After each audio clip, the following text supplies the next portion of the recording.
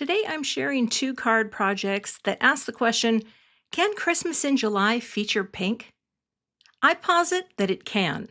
And to see these two cards come together, stick around. That video is coming up next.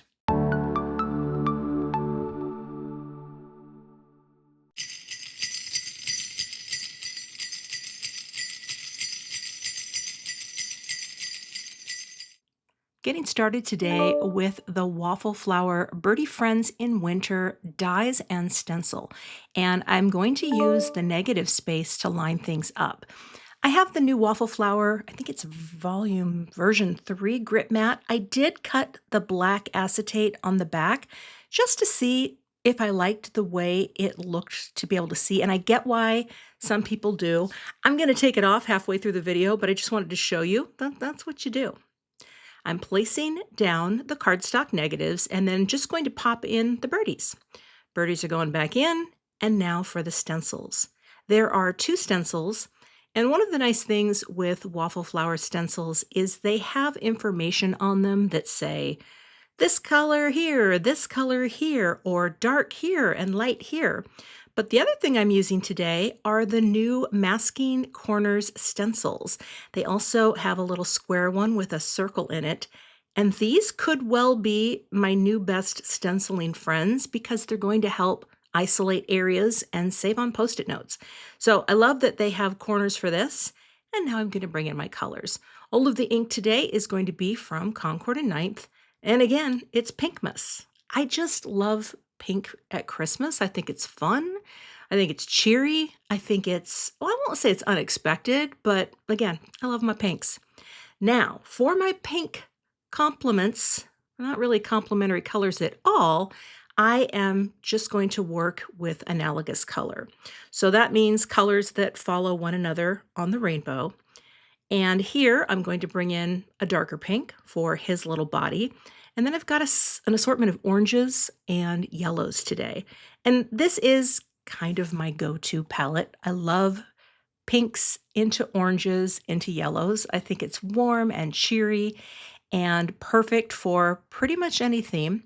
But I knew this would be really fun to do for these birds. Now, I didn't really follow what the stencil was telling me to do. Kind of just went with my gut and how pink I wanted some birds to be.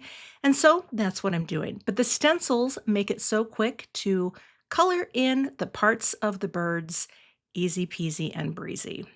I'm using a darker orange for their beaks in Clementine, blending that on, and I am going to skip using the layer for their eyes because I just like the layer to look plain and not have black. But can you see above there those little black eyes? You can add those if you like. I just wanted the little embossed area on the eyes to be good to go. Then I finished out with a little yellow for scarves and the nice round birdie body. And those are my birdies. I think they look really good.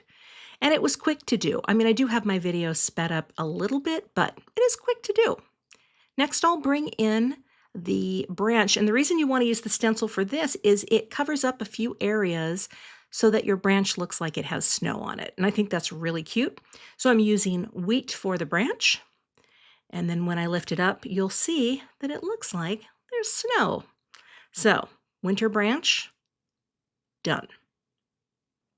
I used the wood grain panel die off camera to cut this for my card, and this is 3 3/4 by 5. I love that texture. And then to finish out the card, I just popped it onto a note card, added my good tidings greeting, and put a little detail onto the birdies with a white gel pen. So it's very Pinkmas, right? Very seasonal. And this is the little stamp set that I used, by the way. And this works well on its own, but you'll see in my next card, I use it with another greeting. So, and there's my gel pen. I'm trying to get better with the gel pen.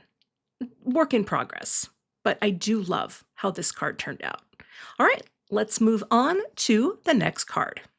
For this, I'm using the overlapping vertical Mary die, and I cut a few of these out, but I also took the black out, if you noticed. I kind of like just seeing through my clear. It's a personal thing, But here's the cool thing. You can use the masking corner stencils for many different types of masking.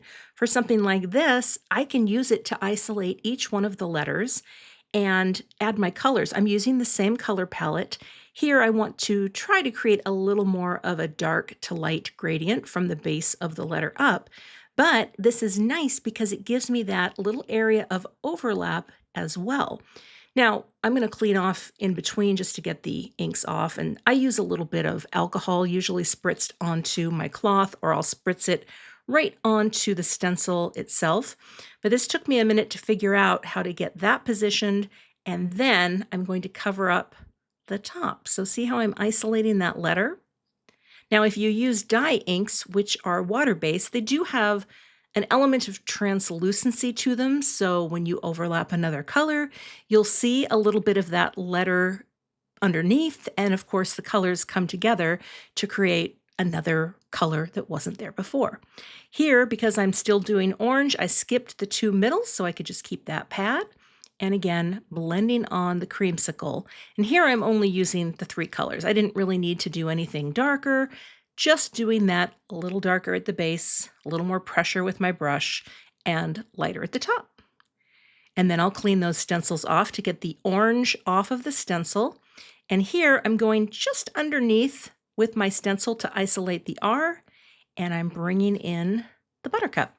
And this is the only time the buttercup will appear, but I thought it looked really cute there. Again, working down in rainbow order, Roy G. Biv. So red, orange, yellow. And for me, red is oftentimes just pink because pink is just red with a little bit of white added to it. We'll finish this pink down here. And again, there's that little bit of overlap on both of the E and the Y, and creates that pretty little overlap and blend. And that is how easy it is to color these all individually with these cool stencils. I thought that looked great. I wanted to show you too, this also works with the overlapping Mary die and stencil. Now this is to create words that overlap, but I used the stencil just really quickly to color in that die cut, and it will also work for that. So thought that was kind of cool. And now I'm going to show you what I did. Off camera, I did the Merry and Bright. And when I looked at the and, I just thought, you know what? I don't love it. I think it's too much. I think Merry Bright is very cute. I used that same wood grain panel die, and that is how I finished the card. Let's do a quick design review. All right, let's start out by looking at the good tidings. Bring in our little overlay grid here, and we'll take a look at the design. So this is definitely shifted off to the right. So this is more of an asymmetrical balance. And just leaving that column open gives this room to breathe. Also, the core elements are all sort of positioned right here in that middle row. I get rows and columns confused, so you'll have to forgive me. And then we have our greeting down here as well. We have the elements of embellishment. That sounded good. Just kind of coming in from this quadrant, and this quadrant. And our greeting is actually not necessarily on any of these key intersections, but it's in this lower area. So that's a look at the balance. And then we have our elements of repetition, which are, of course, our pinks across three birds, the oranges and the yellows. These are analogous colors that follow one another on the color wheel. We have little elements of gold repeating with our gold greeting, and we have 5 little embellished pieces. I can't call them what they are. They're gold pearls. I don't know where, yep. Going up there, and of course we have this nice tone on tone with the white, repeating with a little bit of white detail on all of the birds. So that's card 1. And for card 2, this also is a very center weighted design. It basically symmetrical in balance, even though we do have a little extra of the bright greening down here that kind of brings it down, but it's all very centered, and we have this nice wide framing margin. And here we have this quadrant, and this quadrant that all have Gold pearls. See, I remembered what they were called now. Of course, we have our repeating colors with our pinks here and the pink note card. This is the same color as the ink. This is pink lemonade. And we have our little bits of gold repeating as well. Now here, even though I used the pearls in an even number, I have an odd number of groupings. So I like to do that sometimes as well.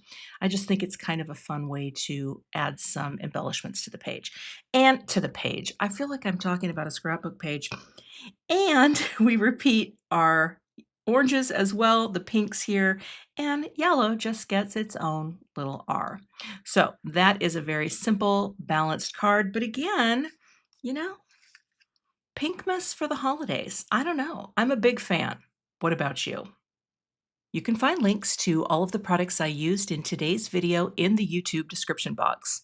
I'll also have a blog post with photos and more details over there as well. If you're not a subscriber to my channel, I'd love to have you, so please hit that subscribe button and be sure to hit the notification bell so that you don't miss the next time I post. Here is another video you may be interested in checking out, and I'll see you in that video.